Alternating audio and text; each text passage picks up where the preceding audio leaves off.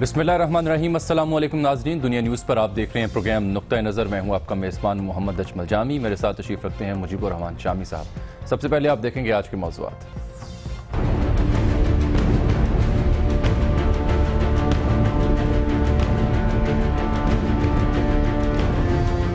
सानहे बल्दिया town की तहकीकात में अहम पेशरफ्त। FIA टीम गिरफ्तार मरकजी मुलजिम रहमान भोला को थाईलैंड से कराची वापस ले आई। उधर सानहे का नया किरदार टारगेट किलर यूसुफ अलमारूफ गदागाड़ी भी सामने आ गया। रहमान भोला की कराची वापसी किस कदर अहम साबित हो सकती है?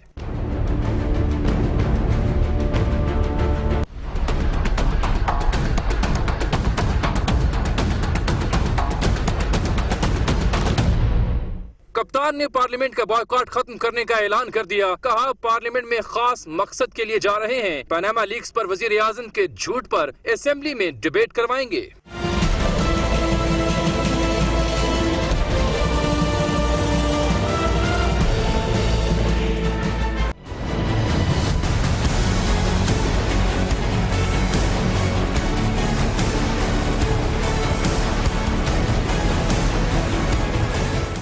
चार मुतालिबात के लिए दरख्वास्त नहीं, अमल कराएंगे। 27 दिसंबर के बाद ऐसी तहरीक चलेगी कि हुकूमत को लग पता जाएगा। अपोजिशन भी साथ होगी। बिलावल की हुकूमत को ललकार। उधर अपोजिशन लीडर खुर्शीद शाह ने वजीर आज़म के खिलाफ तहरीक इस्तेहकाक जमा करा दी।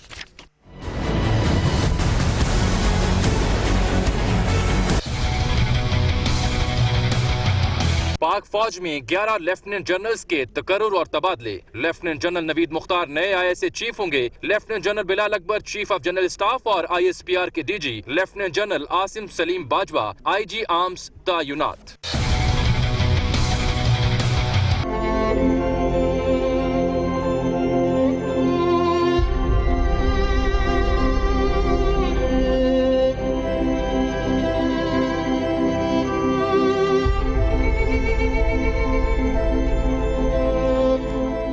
PIA का ATR तैयारा किस तरह हादसे का शिकार हुआ? फ्रांसीसी और कैनेडियन माहिरीन की टीम का हादसे की जगह पर तैयारे के मलबे का मुआयना। उधर चेयरमैन PIA ने भी ओहदा छोड़ दिया। सानहे हवेलियां पर मीडिया कवरेज पर एतराजात क्यों उठे? देखिए आज के नुक्ता नजर में।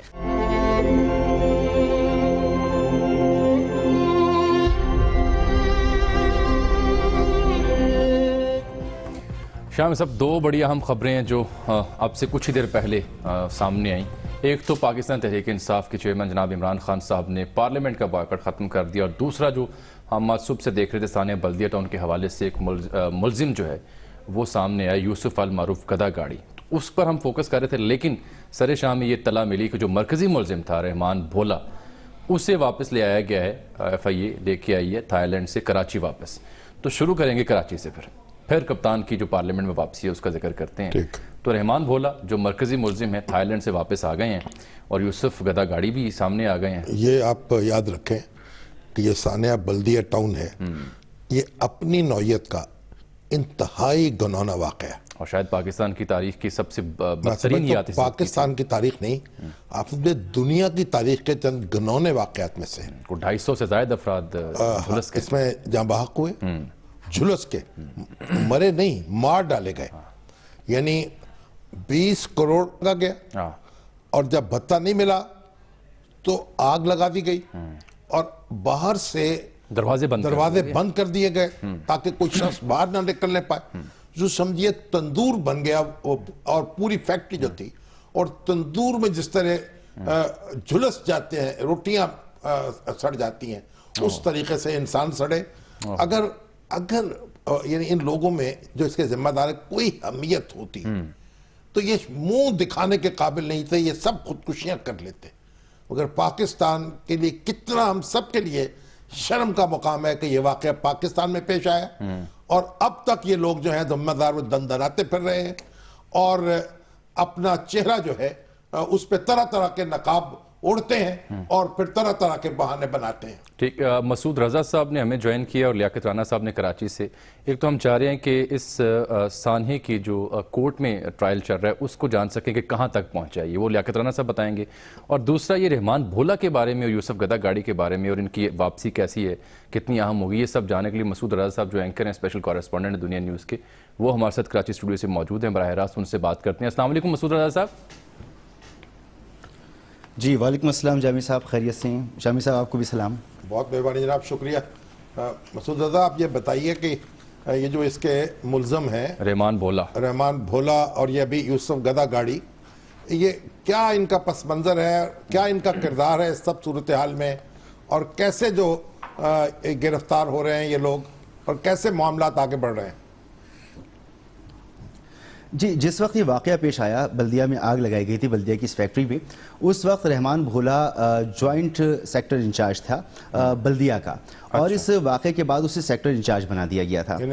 और जब जी मुत्तहिदा का, और फिर उसके बाद जी मुत्तहिदा कौमी मूवमेंट का, और उसके बाद जब इस मामले पे ये चीज़ें सामने आने लगी कि इसमें भत्ता मांगा गया था, इसमें इन्वॉल्वमेंट है, सियासी जमात का नाम आया, फिर मुत्तहिदा का नाम लिया जाने लगा, तो उस वक्त ये मुल्क से फ़रार हो गया था।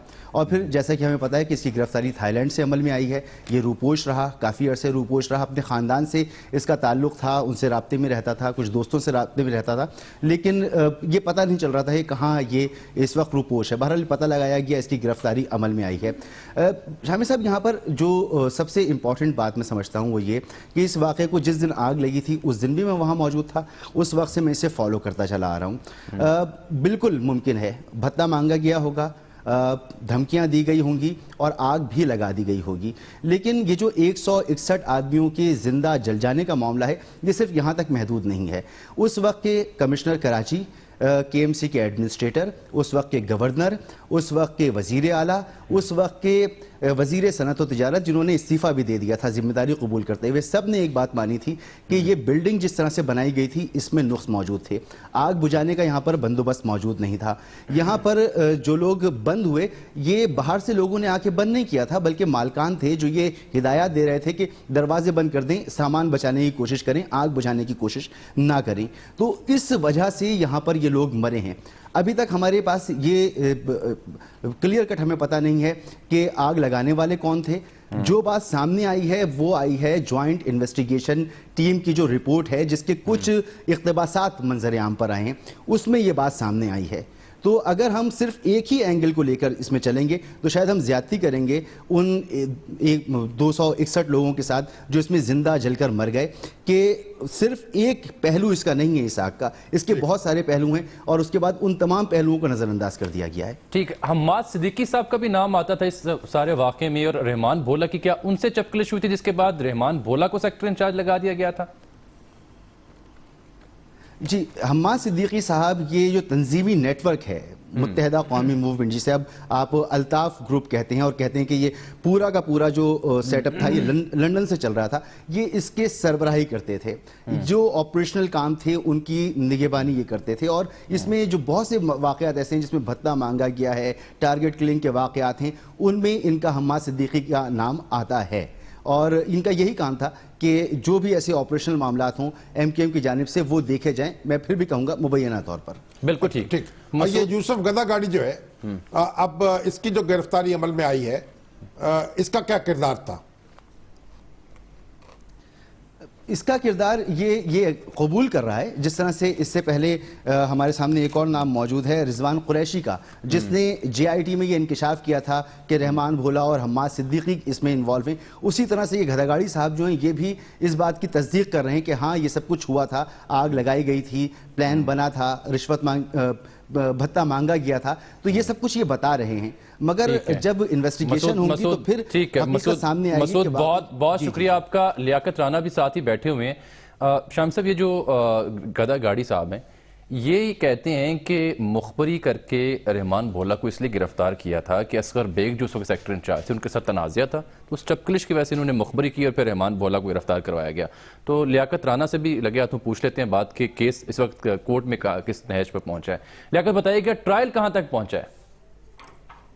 دیکھیں جامی ٹرائل پہلے 2014 جب 11 میں یہ واقعہ 12 میں واقعہ ہوا تو اس کے بعد JIT بنی، پہلے ایک کمیشن جوڈیشل کمیشن بنایا گیا، اس کے بعد JIT بنی، اور انسداد دہشت گردی کورٹ سے پہلے ایڈیشنل ڈسٹرکٹ اینڈ سیشن جج کی کورٹ میں تقریباً 2 سال تک کیس چلتا رہا۔ 2014 میں اس وقت کے چیف جسٹس مقبول باقر نے ٹرائل کورٹ کو ہدایت کی کہ 1 سال کے اندر ہر حال میں اس کیس کو کا ٹرائل مکمل کر کے فیصلہ سنایا جائے، لیکن پورا سال تک نہ تو کوئی گواہ چل سکا، صرف ملزموں کی طرف سے درخواستیں آتی تھی، جبکہ سندھ حکومت نے جو اس وقت پروسیکیوٹر تھی اس کیس کی شازیہ ہنجرا، اس کو تنخواہ نہیں دی، ان کو سیکیورٹی نہیں فراہم کی، جس کی وجہ سے انہوں نے بھی پروسیڈنگ کی پیروی کرنے سے انکار کر دیا۔ اس کے بعد 6 مہینے تک کوئی سرکاری وکیل نہیں تھا۔ اس میں شروع میں ابتدا میں ایک سب انسپیکٹر ظفر اقبال اس کیس کی انویسٹیگیشن کر رہے تھے، تو انہوں نے ایک ملزم وسیم دہلوی جو کہ MKM سے جس کا تعلق تھا ان کو انویسٹیگیٹ کر رہے تھے، اور اس کی جو انویسٹیگیشن تھی اس کے مطابق یہ تھی کہ بھتہ لینے کے نہ ملنے پر یہ جلایا گیا ہے۔ لیکن اچانک ایک دن وسیم دہلوی جو ہے وہ تھانے میں مردہ پائے گئے، جس کے بعد انسپیکٹر ظفر اقبال کو اسی کیس میں گرفتار کر لیا، اور آج تک ظفر اقبال اسی کیس میں جیل میں ہے اور آج تک اس کی بیل بھی نہیں ہوئی۔ اس کے بعد ایک سب انسپیکٹر جہانزیب کو کیس کا تفتیشی افسر بنایا گیا، جس کے بارے میں پروسیکیوشن کا کہنا ہے کہ اس شخص نے نہ صرف کیس اس وقت خراب کیا بلکہ اب بھی یہ مسلسل عدالت میں مداخلت کر رہا ہے، اور اس وقت جو ایک ملزم مرکزی ملزم زبیر چریا، 3 مرکزی ملزم بتائے جاتے ہیں، حماد صدیقی، رحمان بولا اور زبیر چریا جو ہے، زبیر چریا واحد ملزم ہے جو گرفتار ہے۔ اس نے گزشتہ پروسیکیوشن ڈپارٹمنٹ کا کہنا ہے کہ اسی سب انسپیکٹر کے اشارے پر دوسروں پہ الزامات لگائے اور کہا کہ وہ بے قصور ہے۔ اس میں صورتحال یہ ہے کہ رحمان بولا اور حماد صدیقی کو عدالت نے اشتہاری قرار دیا ہے۔ رحمان بولا کو آج کراچی منتقل کر دیا جائے، کل ان کو ریمانڈ کے لیے انسداد دہشت گردی کورٹ کے منتظم جج کے روبرو پیش کیا جائے گا۔ سندھ ہائی کورٹ کی ہدایات کے باوجود آج تک اس کیس کی باقاعدہ سماعت شروع نہیں ہو سکی۔ 6 مہینے پہلے اس مقدمے میں انسداد دہشت گردی ایکٹ کی دفعات شامل کر کے مقدمہ ATC کورٹ میں منتقل کیا گیا، لیکن آج تک صرف NBW جاری ہو رہے ہیں، یا ملزم جو زبیر چریا ہے اس کی درخواست ضمانت کی سماعت ہو رہی ہے، اور ابھی تک باقاعدہ ملزمان پر فرد جرم عائد نہیں ہو سکی۔ 19 دسمبر کو ملزم زبیر چریا کی درخواست ضمانت کا فیصلہ ممکن ہے۔ اس کے اب رحمان بولا چونکہ آ گیا ہے، گدا گاڑی کا تعلق ابھی تک جو یہ یوسف عرف گدا گاڑی ہے کہیں بھی انویسٹیگیشن میں نام نہیں آیا، لیکن پروسیکیوشن ڈپارٹمنٹ کا کہنا ہے کہ پولیس شروع سے ہی اس کیس کو بگاڑ رہی ہے اور اب تک کوشش کر رہی ہے کہ اس کیس میں بگاڑ پیدا کیا جائے، اور یہ جو یوسف عرف گدا گاڑی کی انٹری ہے یہ بھی وہ کہہ رہے ہیں کہ یہ ہو سکتا ہے کہ اس کیس کو مزید نیا رخ دینے کی کوشش کی جائے، اور جو مرکزی ملزمان ہیں جن کے بارے میں کہا جاتا ہے کہ انہوں نے بھتہ نہ ملنے پر جلایا، اس میں 2 ملزمان ایسے ہیں جنہوں نے یہ آگ لگانے کے بعد 259 افراد کے جاں بحق ہونے کے بعد لواحقین کو پیسے دلانے کے بہانے 5 کروڑ سے زائد رقم وصول کی فیکٹری مالکان سے، ان میں علی حسن قادری اور عمر قادری دونوں بائی ہیں، اور یہ عبوری ضمانت پر ہیں۔ انسداد دہشت گردی کورٹ سے میڈیکل گراؤنڈ پر ان کی ضمانت ہوئی ہے۔ ابھی تک باقاعدہ ملزمان پر فرد جرم عائد نہیں ہو سکی، فرد جرم عائد ہوگی تو پھر مقدمے کی باقاعدہ سماعت ہوگی، اور اسی یہ فیصلہ ٹرائل کب مکمل ہوتا ہے یہ وقت ہی بتائے گا۔ جی بہت شکریہ لیاقت رانا۔ ان کی گفتگو کے بعد بہت سے سوالات کھڑے ہوئے ہیں، اور پھر یہ کہ رحمان بھولا کی واپسی سیاسی کیسے اثر انداز ہو سکتی ہے سیاست پر، یہ سب ایک بریک لے لیتے ہیں شامی صاحب، بریک کے بعد واپس آتے ہیں تو یہ بہت سے سوالات اور شامی صاحب کا نقطہ نظر۔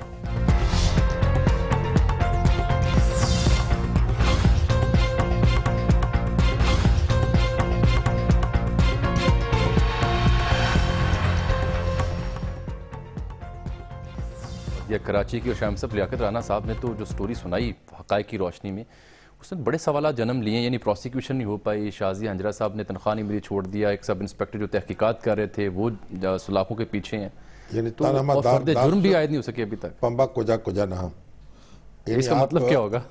مطلب یہ ہے کہ ہر جو جگہ جگہ نا تن جو پورا جسم جو ہے وہ زخم ہو گیا ہے، تو مرہم کہاں کہاں لگائی جائے۔ ایسا ہی ہے۔ اور ابھی تو آپ یہ دیکھیں کہ مجھے بڑی ایک دلچسپ بات یہ معلوم ہوئی کہ یہ جو ہمارے چیف آف آرمی سٹاف ہیں جنرل راحیل شریف، یہ مختلف عدالتوں سے سزا پانے والے جو تھے، فوجی عدالتوں سے سزا پانے والے ملزم، ان کی سزائے موت کی توثیق کرتے رہے۔ بالکل۔ مگر جن کی توثیق ہوئی ہے نا ان میں سے کسی ایک کو بھی پھانسی کی سزا ابھی تک نہیں ملی, ابھی تک نہیں ہوئی. ٹھیک, کیونکہ ابھی تک ان کے معاملات سپریم کورٹ میں اٹکے ہوئے ہیں. تو یہ بڑی ایک عجیب بات ہے. تو یہ تو خیر ان یعنی فوجی عدالتوں کے جو فیصلے ان کا اثر تھا.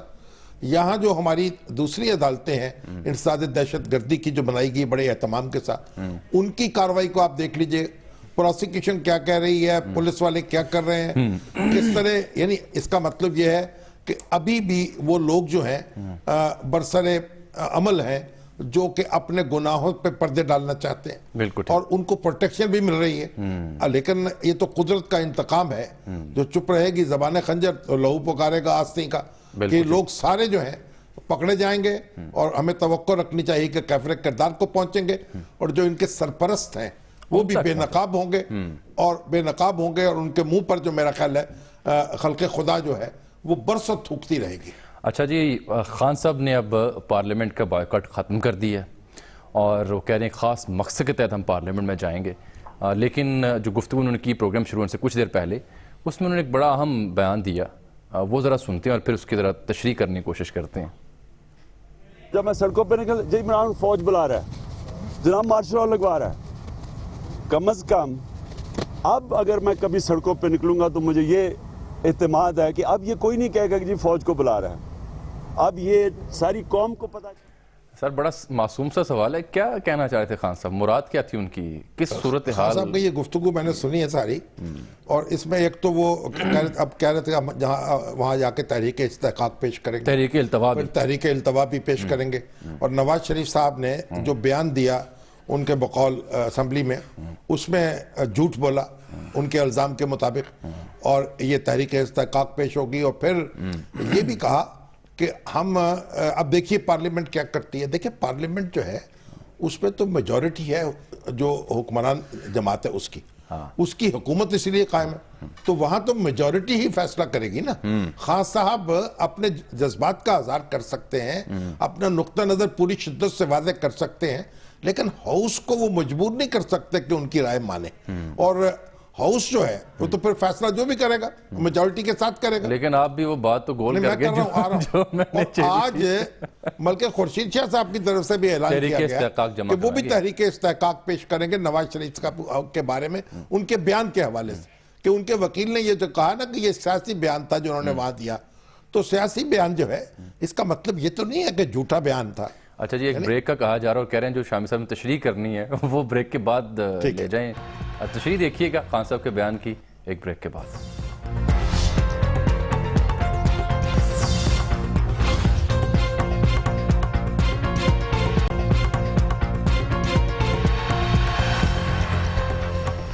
ویلکم بیک ناظرین. شام صاحب, خان صاحب کیا کہنا چاہ رہے تھے کہ اب اگر میں سڑکوں پر نکلوں گا تو آپ تو نہیں کہیں گے کہ میں فوج بلا رہا ہوں, اس کا کیا مطلب تھا؟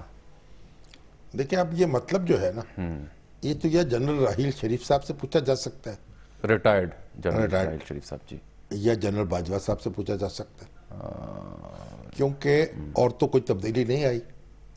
جنرل راحیل ریٹائر ہو گئے ہیں اور جنرل باجوہ نے ان کی جگہ لے لی ہے. تو اس کا مطلب ہے کہ جنرل قمر باجوہ جو ہیں ان کے بارے میں خان صاحب کو بھی یقین ہے کہ ان کا کوئی سیاسی معاملہ نہیں ہوگا, یا وہ سمجھ رہے ہیں کہ جنرل راحیل شریف کے حوالے سے جو چہمگوئیاں ہوتی تھیں وہ اب نہیں ہوں گی. یعنی یہی تبدیلی آئی, اور تو نہیں آئی. اور تو ویسے تو جنرل راحیل شریف جو ہے انہوں نے بھی کوئی ایسی بات نہیں کی جس سے حکومت جو ہے اس کے کوئی خاتمے کی نوبت آئے. بہت سے لوگ ان سے توقع کرتے رہے, لیکن جنرل قمر جاوید باجوہ جو ہیں ان کی شہرت تو بالکل ایک غیر سیاسی جرنیل کی ہے. تو اس لیے خان صاحب اس کے علاوہ تو غور وجہ نہیں ہو سکتی. میں تو کم از کم یہی سمجھاؤں. تو باقی خان صاحب خود اگر وضاحت کر دیں تو ایسی کیا تبدیلی آئی ہے جو اب ان کے بارے میں شک نہیں ہوگا. وضاحت تو درکار ہے خان صاحب, درکار ہے نا, زیادہ بہتر ہے. تو اگر وہ شاہ محمود قریشی صاحب کر دیں, یا ہمارے فواد چودھری صاحب بڑے ماشاءاللہ سپوکس مین ہیں, آج بھی بیٹھے ہوئے, وہی بتا دیں, عوام میں لے کے جائیں گے ہم معاملے کو. تو یہ بھی ذرا معاملہ عوام میں لے جائیں, بہتر ہوگا. ٹھیک ہے, تبدیلیوں کا آپ نے ذکر کیا, تو تبدیلیاں اور تقرر کچھ پاک فوج میں بھی 11 جرنیلز ہیں جن کے تبادلے کیے گئے ہیں اور جو سب سے اہم پوسٹ ہے آرمی چیف کے بعد DGISA کی وہ بھی تبدیلی آئی جی وہ بھی اس میں بلال اکبر صاحب گئے ہیں پھر عاصم باجوہ صاحب جو ہمارے ISPR کے ہیں وہ IG آرمز GHQ میں چلے گئے ہیں جنرل نوید مختار صاحب وہ ISA کے چیف وہ آ گئے ISI کے سربراہ ہو گئے تو اصل میں اب کیونکہ سوشل میڈیا پر اس پہ کافی بحث ہوتی رہی لیکن فوج میں جو تقرریاں اور تبادلے ہوتے ہیں وہ ایک آرمی چیف کی مرضی پر منحصر ہوتے ہیں اور جب بھی آرمی چیف کو نیا آتا ہے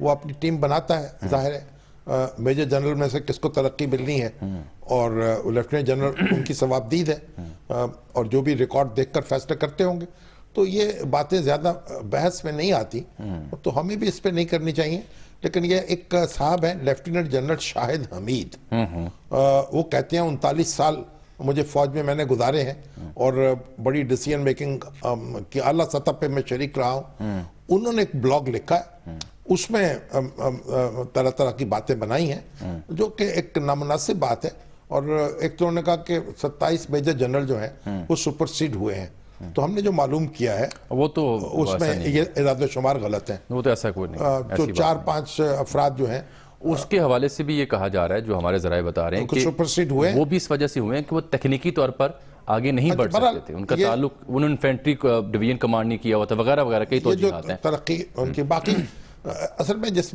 بارے میں ایک حیرت کا اظہار ہوا ہے وہ جنرل رضوان اختر جو ہیں جی ان کو مقرر کر دیا گیا نیشنل ڈیفنس یونیورسٹی کا پریزیڈنٹ اور ہمارے عاصم باجوہ صاحب جنہوں نے قلم کو تلوار بنائے رکھا جو ISPR کو ایک نئی جہت دی ایک نئی توانائی دی وہ اب انسپیکٹر جنرل آرمز ہوں گے GHQ میں یعنی پہلے تو قلم ہتھیار تھا ان کا اب ان کا ہتھیار دیکھیے اس کو قلم بناتے ہیں کہ کیا کرتے ہیں ٹھیک تو بہرحال یہ اس پہ ذرا لوگوں نے غور کیا ہے اور رضوان اختر صاحب کے بارے میں جگہ جگہ یہ ہوا کہ ان کو کور ملنی چاہیے تھی یا ملنے کی توقع تھی بہرحال یہ ثوابدید جو ہے یہ تو پھر چیف آف آرمی اسٹاف کی ہے تو ہمیں اس پہ زیادہ تردد نہیں کرنا چاہیے لیکن اب راجناتھ سنگھ صاحب کا کیا کیجئے کہ کٹھوا گئے مقبوضہ جموں کشمیر میں تو وہاں کیا کہا ذرا دیکھیے کیا گیدڑ بھبکی دے رہے ہیں اپنی حرکتوں سے باز نہیں آیا تو ابھی جو پاکستان کے 2 ٹکڑے ہوئے ہیں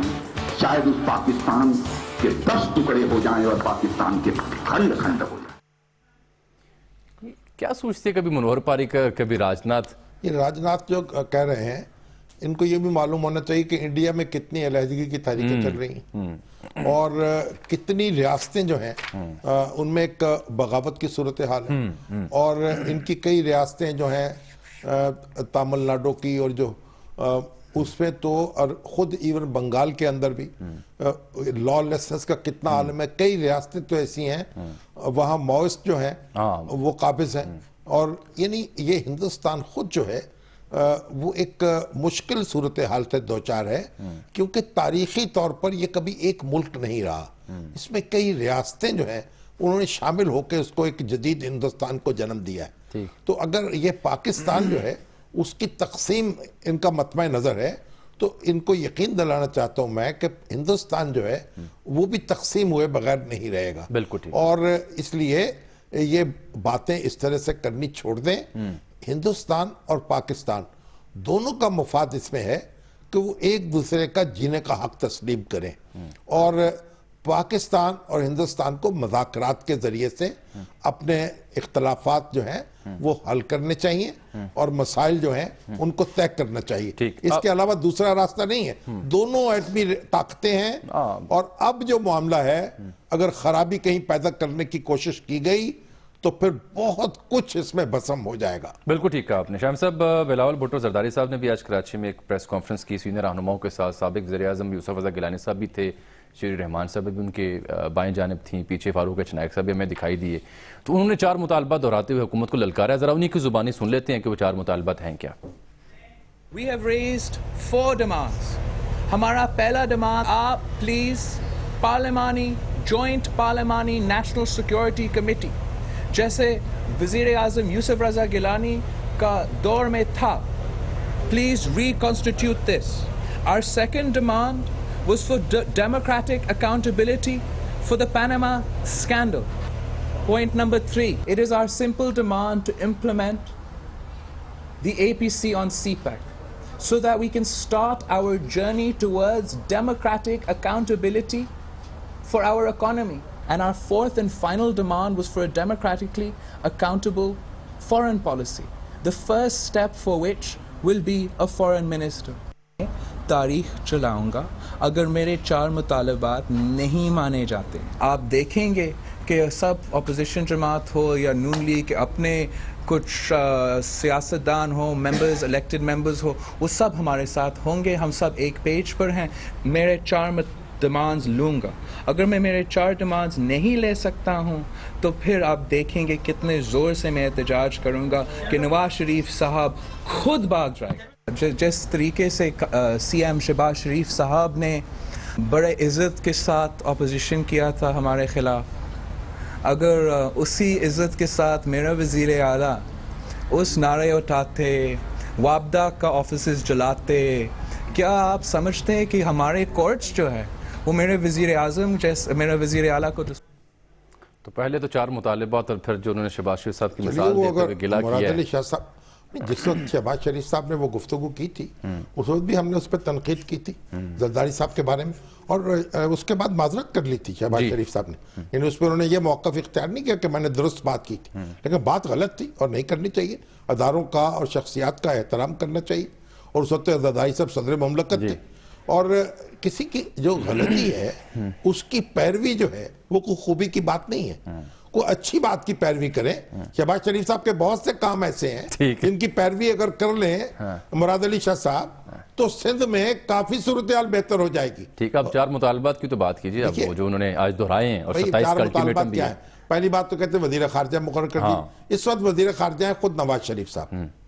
تو اب اگر وہ ان کے مشیر ہیں وزیر کے درجے میں سرتاج عزیز, تو اگر ان کو وہ کہہ دیں کہ یہ انچارج یہ ہوں گے تو مطالبہ مان لیا گیا. ٹھیک ہے, تو گویا نواز شریف صاحب آپ نے تو حل کر دیا نا ایک مسئلہ, تو اپنی جگہ کو دوسرا آدمی مقرر کر دیں, گویا انہی کو مقرر کر دیں, یہ مسئلہ حل ہو گیا.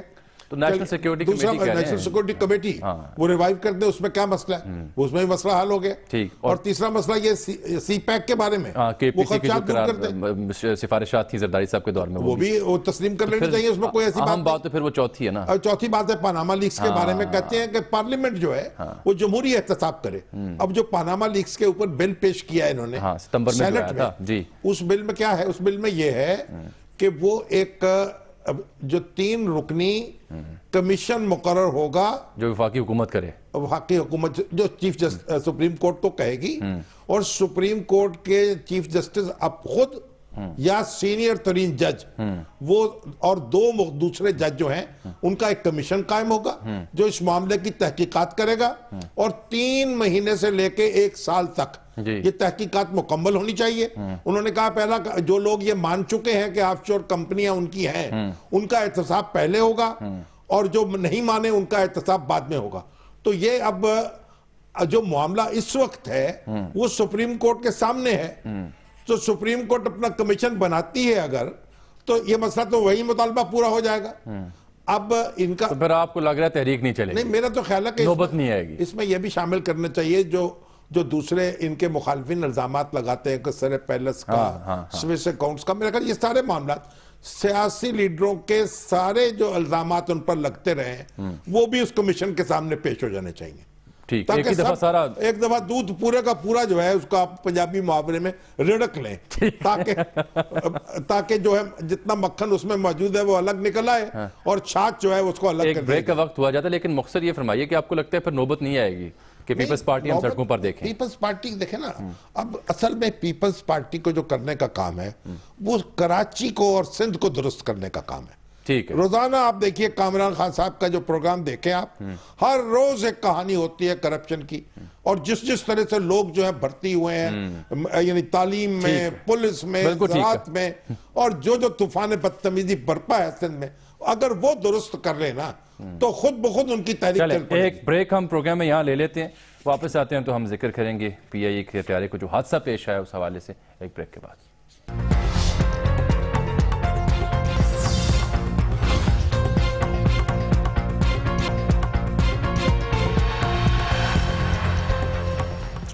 ویلکم بیک ناظرین. شاہم صاحب, ثانیہ حویلیاں کا ذکر کریں تو فرانسیسی اور کینیڈین ماہرین کی ٹیم جو ہے وہ آج جائے حادثہ پہ گئی, ملبے کا معائنہ بھی انہوں نے کیا. پھر جو چیئرمین پی اے انہوں نے بھی عہدے سے استعفیٰ دے دیا, وہ بعد میں بات کرتے ہیں. انہوں نے تو استعفیٰ دیا اس بات پر کہ سارے جو جہاز ہیں وہ گراؤنڈ کر دیے گئے, گراؤنڈ کیے گئے بغیر انہیں اعتماد میں. سول ایویشن اتھارٹی نے اس پر انہوں نے استعفیٰ دیا. وہ بہت بڑے بزنس مین ہیں اور ظاہر ہے کہ ہمارے ہاں جو اقدامات ہوتے ہیں یا فیصلے ہوتے ہیں بیوروکریٹک لیول پر وہ بس اسی طریقے سے ہوتے ہیں. اسی لیے کہا جاتا ہے نا کہ سرکاری ادارے جو ہیں یہ ان کو نقصان سے نہیں نکالا جا سکتا. جب تک سرکاری افسروں کے چنگل سے نجات نہیں ہوگی تب تک اس وقت تک کام نہیں ہوگا. اچھا, اس افسوسناک واقعے میں اسامہ بڑائی اب آپ دیکھیں ایک بات ہم نے ذکر کیا تھا, اس میں اب طرح طرح کی موشگافیاں لوگ کر رہے ہیں. بہتر یہ ہے کہ ہم تحقیقات کے نتائج کا انتظار کریں. ہمارے بعض چینلز نے تو ایسی فوٹیج چلائی ہے جو دوسرے تیاروں کی پرانی فوٹیج چلاتی ہے, وہ آن ایئر کی گئی ہے, اور آن ایئر ایسی آڈیو آوازیں ایسی آوازیں مصنوعی جو ہیں لگائی گئی ہیں اور اتنا اس کو ڈراماٹائز کرنے کی کوشش کی. انتہائی شرمناک ہے ان کی یہ جو کام کیے گئے ہیں, ان کی کوریج جو ہے اس کی جتنی بھی مذمت کی جائے وہ کم ہے. ٹھیک, ہم نے اسامہ بڑائی صاحب کا ذکر کیا تھا جو چترال کے ڈی سی تھے, بڑی ہونہار یہ آفیسر تھے اور اپنی بیوی اور بچی سمیت یہ جہاں بھاگ ہوئے. یہ ان کے ماموں جو ہیں ذوالفقار چیمہ صاحب جو کہ ڈائریکٹر ہیں نیفٹک کے, وہ اس وقت ہمارے ساتھ ٹیلی فون لائن پر اب آپ دیکھیں چترال کی ایک بچی جو ہے 13-14 سال کی, اس کے والدین, اس کے بھائی بہن سب اس کے اندر لقمہ اجل ہو گئے. وہ اکیلی تنہا رہ گئی. اس کا غم میں اس کو دیکھ کے آنسو روک نہیں سکا. تو اللہ تعالیٰ اس کو بھی صبر دے. تو ذرا اسامہ جو ہے بڑے ایک مثالی افسر سمجھے جاتے تھے. ہم تصویریں میں ان کو کچھ دکھا رہے ہیں. ذوالفقار چیمہ صاحب بھی ہمارے ساتھ موجود ہیں. السلام علیکم ذوالفقار چیمہ صاحب. جی وعلیکم السلام. چیمہ صاحب, آپ کے جو بھانجے اسامہ, ان کی بڑی شہرت ہے کہ بہت اچھے افسر تھے, آپ کو اپنا آئیڈیل سمجھتے تھے اور آپ ہی نے ان کی تربیت کی اور آپ ہی ان کو لے کے آئے سول سروس میں. تو کچھ ان کے بارے میں کوئی اپنی یادیں تازہ کریں گے آپ؟ جی شامی صاحب, اللہ تعالیٰ نے ہمارے بھانجے اور بیٹے اسامہ کو غیر معمولی اوصاف سے نوازا تھا. پہلے تو بڑا فزیکلی بڑا چارمنگ, اونچا لمبا خوبرو تھا, ماشاءاللہ بڑا ذہین, قابل, بہت بریلینٹ تھا. ہر کلاس میں فرسٹ یا سیکنڈ آتا تھا. اس نے الیکٹریکل انجینئرنگ کی مگر میں اسے پھر سول سروس کی طرف کھینچ لایا. اور پھر یہ کہ پہلے چند مہینے تیاری کر کے وہ ڈی ایم جی کے لیے منتخب ہو گیا. اللہ تعالیٰ نے اس کو بہت ہی پرسنل کانڈکٹ اتنا اس کا اچھا تھا, بڑا مؤدب, بڑوں کا تابع دار, ہنس مخ, ملنسار, والدین کا خدمت گزار, بڑی شامی صاحب لائکبل پرسنالٹی تھی. سب اسے بہت پسند کرتے تھے اور سروس گروپ پر پریجوڈسز سے بالا تر ہر شخص جو بھی ملتا تھا وہ کہتا تھا اسامہ میرا بیسٹ فرینڈ ہے. اور چترال میں بڑا اظہار افسوس ہو رہا ہے, بڑے مقبول تھے, غم کیا منا جا رہا ہے ان کا.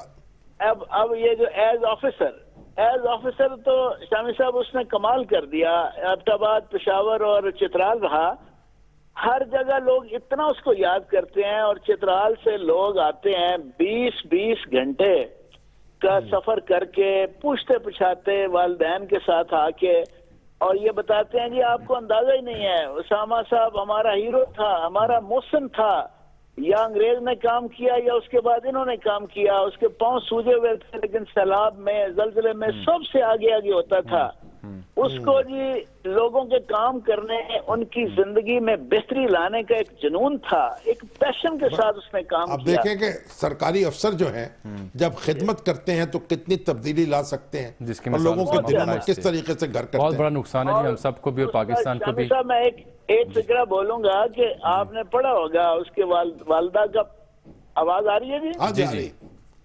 پہلی بار اخبار میں ان کا آیا ہے, میڈیا پہ سے پہلے تو نہیں بولے, ہماری سسٹر انہوں نے کہا کہ میں نے اس کو 2 چیزوں کی تربیت دی تھی, رزق حلال اور آخرت میں جواب دہی کا احساس. تو یہ گھر میں اس طرح کی تربیت ہوگی تو پھر اسامہ پیدا ہوں گے. بہت خوب, بہت درست کہا آپ نے, اور وقت کی قلت, ہم سب آپ کے ساتھ ہیں اس افسوس میں اور اس نقصان میں. بہت شکریہ جناب آپ کا.